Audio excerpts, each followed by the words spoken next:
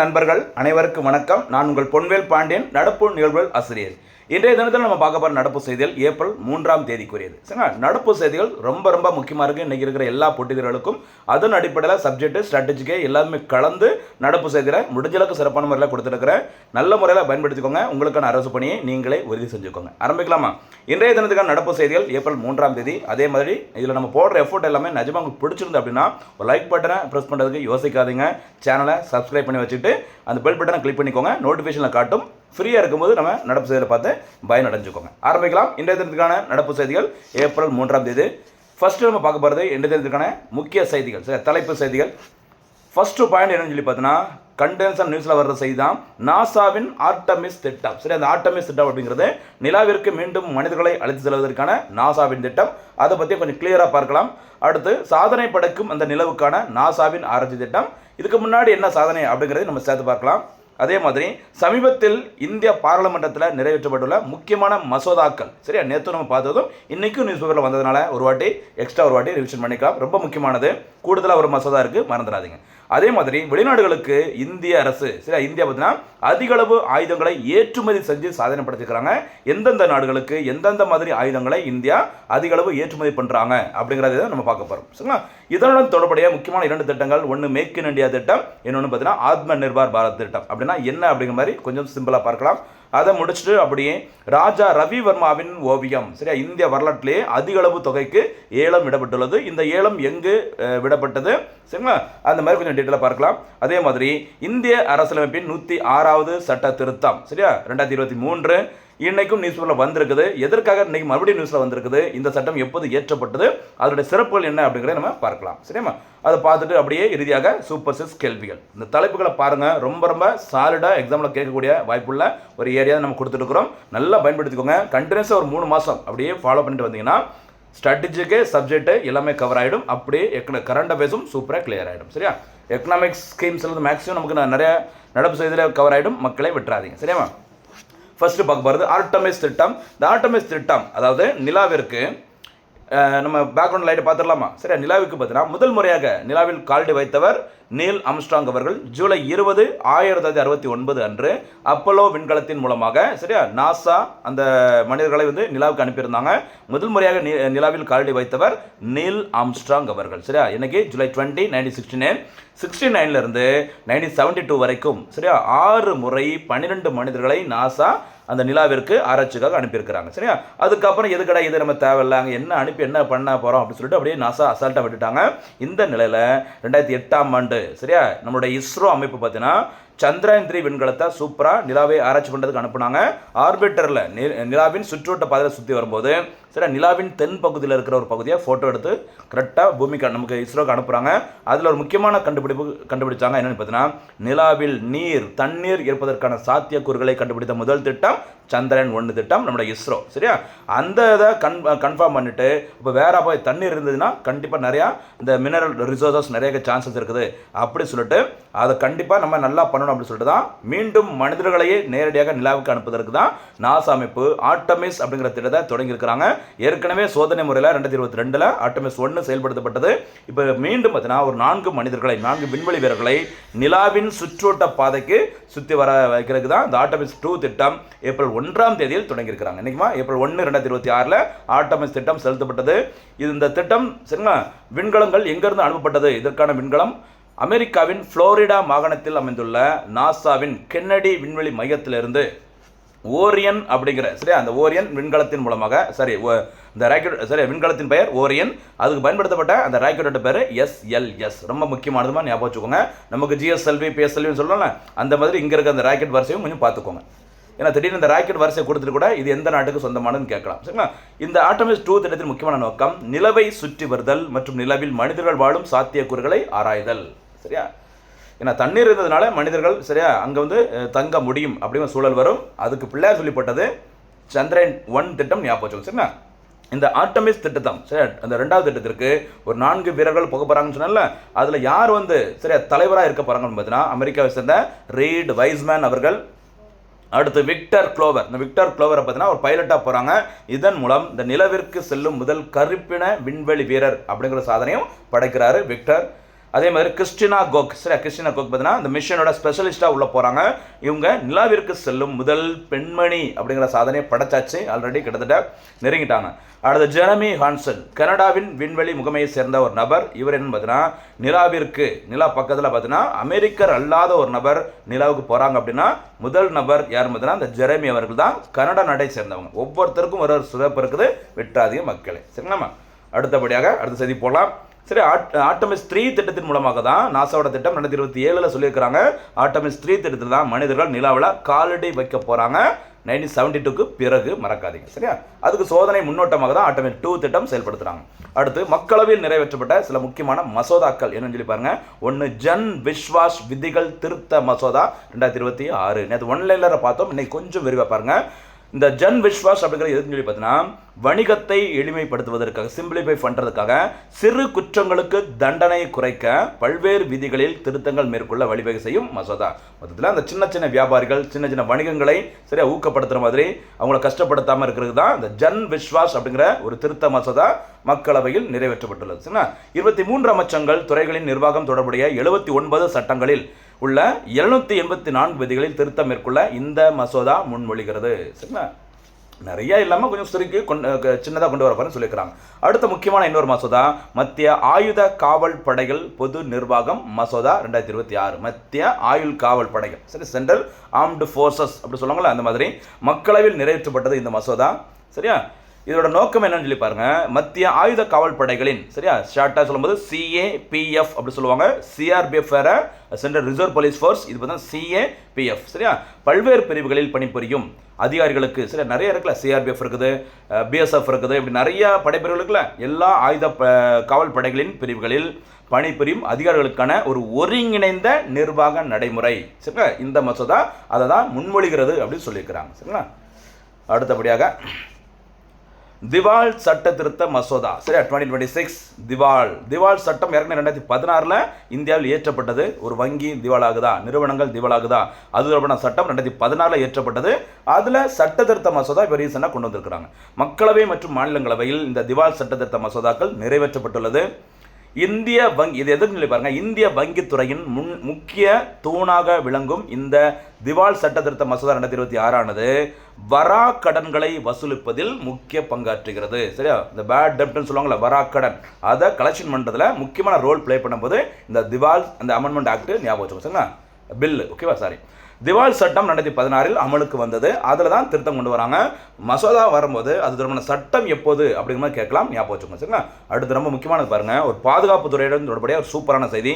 வெளிநாடுகளுக்கு இந்தியா ஆயுத ஏற்றுமதி 2025-26, சரியா, 25-26 ஃபினான்ஷியல் இயரில் இந்தியா பார்த்தீங்கன்னா இது வரைக்கும் இல்லாத அளவுக்கு கிட்டத்தட்ட 38,424 கோடி ரூபாய்க்கு பாதுகாப்பு ஆயுதங்களை ஏற்றுமதி செஞ்சு சாதனை படைச்சிக்கிறாங்க. வழக்கமாக நம்ம என்ன செய்வாங்க அப்படின்னு பார்த்தீங்கன்னா, ஒரு 5 வருஷம் 10 வருஷம் முன்னாடிலாம் பார்த்தீங்கன்னா நம்ம நிறைய ஆயுதங்களை வெளிநாடுகள்லேருந்து நம்ம என்ன பண்ணுவோம், இம்போர்ட் பண்ணுவோம், சரியா, இறக்குமதி பண்ணுவோம். இப்போ இறக்குமதி ஒரு சிலது நம்ம பண்ணிட்டு தான் இருக்கிறோம். இருந்தாலும் ஏற்றுமதி பண்ணி காசு சம்பாதிக்கிறதுலையும் எதை வச்சு, பாதுகாப்பு துறைக்கு தேவையான அந்த ராணுவ தளவாடங்களை ஏற்றுமதி செஞ்சு நம்ம காசு பார்க்க ஆரம்பிச்சாச்சு. அதிகபட்ச அமௌண்ட் பார்த்தீங்கன்னா 38,424 கோடியை போன ஃபினான்ஷியல் இயரில் சம்பாதிச்சிருக்கிறாங்க இந்திய அரசு.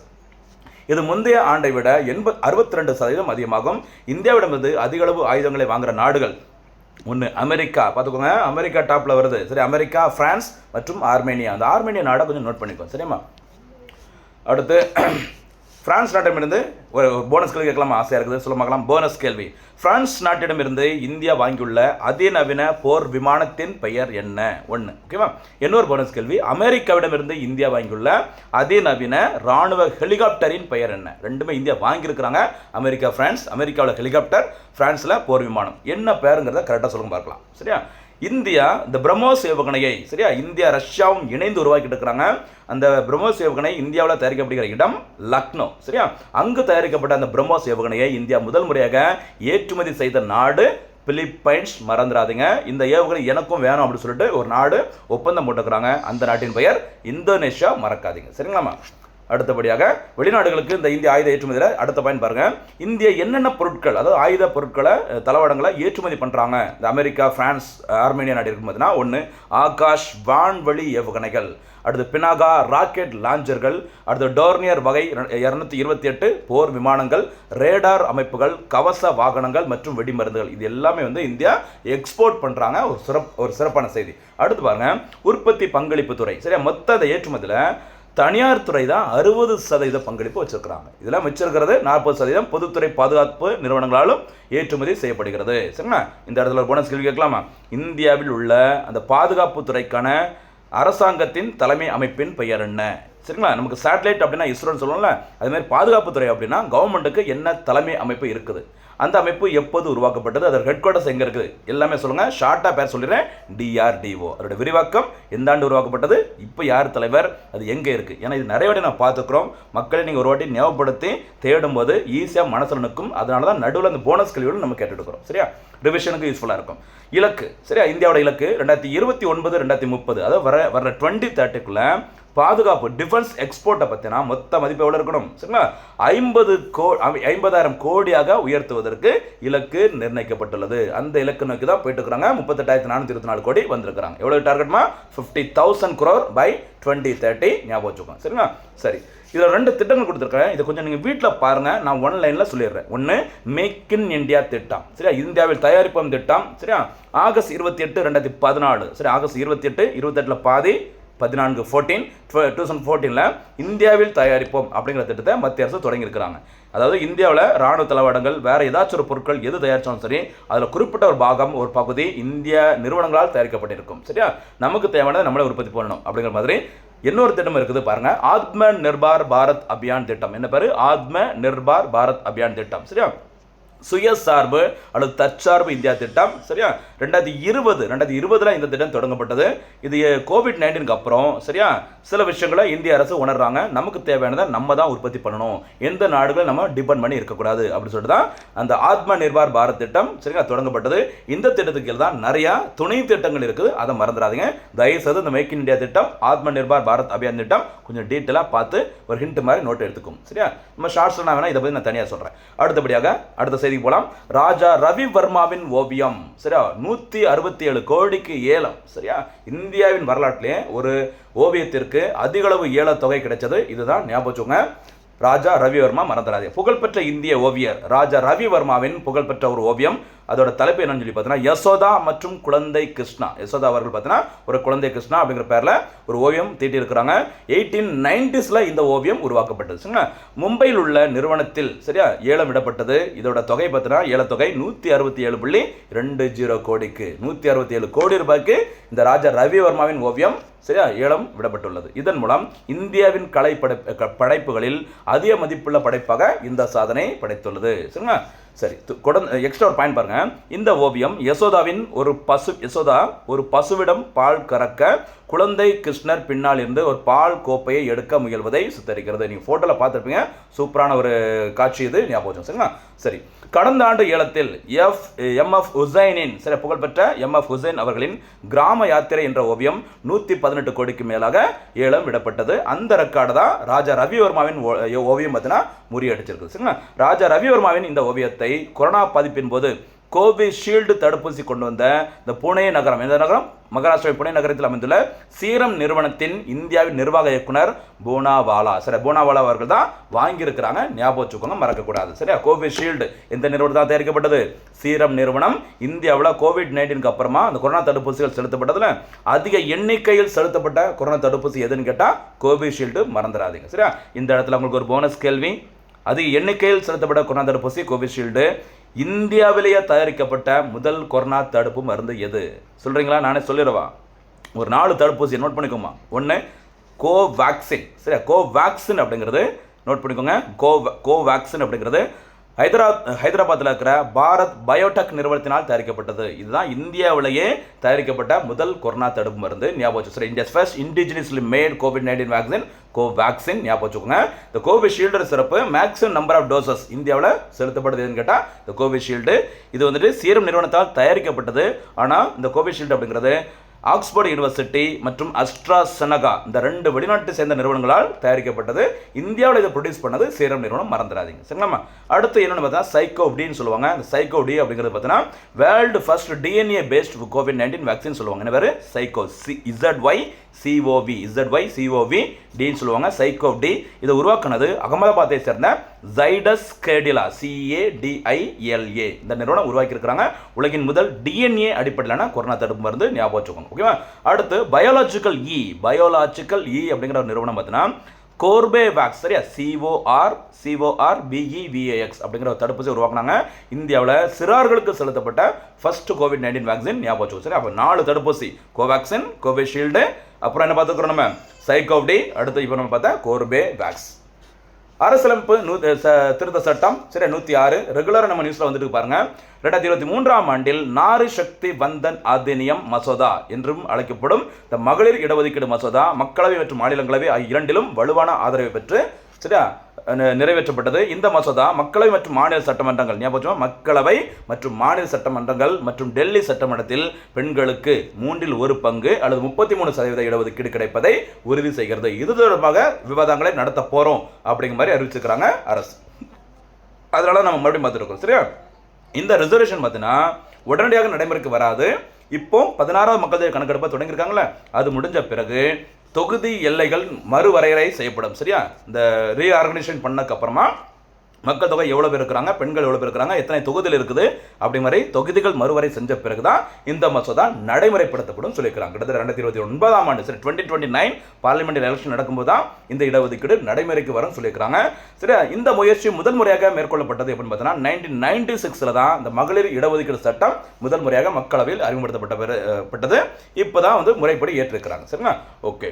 சட்டப்பிரிவு, இந்த 106வது திருத்த சட்டத்தின் முக்கியமான விதிகள் எதெல்லாம் சொல்லி பாருங்க. சட்டப்பிரிவு 239AA டெல்லி சட்டமன்றத்தில் பெண்களுக்கு 1/3 பங்கு இடஒதுக்கீடை வழங்குகிறது. அடுத்து சட்டப்பிரிவு 330A பட்டியல் சாதியினர் மற்றும் பழங்குடியினர் இடங்கள் உட்பட மக்களவை லோக்சபாவில் பெண்களுக்கு 1/3 பங்கு இடஒதுக்கீடு வழங்குகிறது. சட்டப்பிரிவு 332A 332A பட்டியல் SC/STயினருக்கான இடங்கள் உட்பட மாநில சட்டமன்றங்களில், மேலே பார்த்தது மக்களவை, இங்கே பார்க்குறது மாநில சட்டமன்றங்களில் பெண்களுக்கு 1/3 பங்கு இடஒதுக்கீடு. பிரிவு 334A 334A தொகுதி மறுவரையறைக்கு பிறகு, சரி, பிந்தைய அமலாக்கம் 15 ஆண்டுகால காலாவதி விதி நீட்டிப்பு மற்றும் சுழற்சி முறையை பற்றி கூறுகிறது அப்படி சொல்லியிருக்கிறாங்க. ரொம்ப ரொம்ப முக்கியமானதுமா, விட்டுறாதீங்க மக்களே. சரிங்களா? நம்ம வந்துட்டு 106வது சட்ட திருத்தம், சரிங்களா, அதே மாதிரி இந்த 128வது சட்ட திருத்த மசோதாலாம் படிச்சுட்டு இருக்கும்போது அப்போ எதிரெல்லாம் அந்த திருத்தங்களை கொண்டு வரணும் அப்படின்னு சொல்லும்போது இப்போ நம்ம சொன்ன இந்த எல்லாமே கொஞ்சம் பார்த்துக்கோங்க. சரியா? அடுத்து என்ன தெரிஞ்சிருக்கான சூப்பர் சைஸ் கேள்விகள். முதல் சூப்பர் சைஸ் கேள்வி, ஆர்டமிஸ் திட்டம் எதனுடன் தொடர்புடையது? Second super size questions, NASA அமைப்பு எப்போது உருவாக்கப்பட்டது? அதோட ஃபுல் ஃபார்மையும் சேர்த்து சொல்லுங்க. மூன்றாவது சூப்பர் சைஸ் கேள்வி, மேக் இன் இந்தியா திட்டம் எப்போது தொடங்கப்பட்டது? நான்காவது சூப்பர் சைஸ் கேள்வி, ஆத்ம நிர்பார் பாரத் திட்டம் எப்போது தொடங்கப்பட்டது? ஐந்தாவது சூப்பர் சைஸ் கேள்வி, 106வது அரசியலமைப்பு திருத்த சட்டம் எதனுடன் தொடர்புடையது? ஆறாவது சூப்பர் சைஸ் கேள்வி, சமீபத்தில் யாருடைய ஓவியம் அதிக விலைக்கு ஏலம் போனது? இதற்கான பதில்களை அருமையாக சொல்லிட்டு வாங்க, தேர்வில் வெற்றி பெறுங்கள். மீண்டும் சந்திக்கலாம். நன்றி, வணக்கம்.